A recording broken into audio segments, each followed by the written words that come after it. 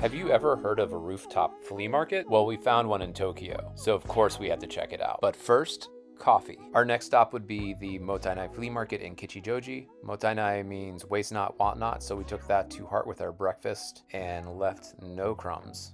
Okay, that's it for now. We're headed off to a flea market. The flea market is that way. That way. Actually, I have no idea. It might be that It might be that way. That way. Or flea market this way. Eventually, we figured it out. Thank you very, very much, Google Maps. The flea market was held on the rooftop of the Kichijoji Parco, a Japanese department store chain. We got there a little bit early, waited for the doors to open, and then headed upstairs. Once we got up there, we found a rooftop filled with vendors, each set up on blankets or mats or tables, selling everything from clothes to home goods to completely random stuff. The Mottainai flea market moves around Tokyo. Sometimes it's in parks, sometimes it's in other public places. The prices here were really reasonable, and I think most of the vendors were just regular people, not shops, so it felt very casual and laid back. oh, the double name. Those are cool. Oh, the blue one's cool.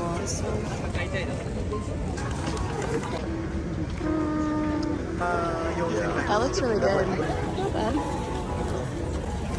The market was busy but not chaotic. We were able to take our time, poke around, chat, and dig a little. One of the nice things about the flea market being on top of a department store is that once we were done browsing upstairs, we could just head downstairs and check out a few other shops. We stumbled into a store called Step Ahead, and I wasn't expecting much until I saw all of their vintage Carolina Panthers gear. I'm a huge fan, so I ended up leaving with a sweatshirt and a t-shirt that I definitely didn't really need. After that epic score, we decided to grab a quick snack and keep the vintage momentum going. Our next spot was just a quick 5-minute walk away. I'm not exactly sure how to pronounce the name of this store, but I do know how to pronounce vintage and humor, and honestly, that felt oddly specific to us, so we went inside. Inside, the store had a clean, whimsical vibe. The selection was really fun. Animal sweatshirts, Western wear. There was just a plethora of delightful things, and it felt like you were shopping in a really cool grandma's attic.